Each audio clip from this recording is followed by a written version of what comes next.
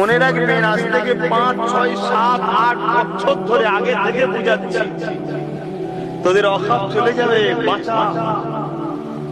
তোদের মসজিদ চলে যাবে, বাঁচা। কবরস্থানে কবর দিতে পারবি না, পুরাতে হবে, বাঁচা। খুলুন না ক্যাসেট আমার, 6-7 বছরে সব তো রয়েছে, বিয়ে সার্চ করবেন, সব পাবেন। 4 বছর, 5 বছর, 7 বছর আগে কার কথাও পাবেন না। মসজিদের সামনে যাবেন, লাঠিতে দাঁড়িয়ে থাকবে, AK-47 দাঁড়িয়ে থাকবে। আমি তো সব আমার সাথ দিয়া তো দূরের কথা, সমাজের আম মানুষের কথা তো বলবো না। বড় বড় মুফতি, মাওলানা, পীর, পীরজাদা সব আমার বিরোধী করেছিল। আজকে কি হবে এবারে? কিন্তু আজ আমি আবার বলে যাচ্ছি, এখনো সময় আছে।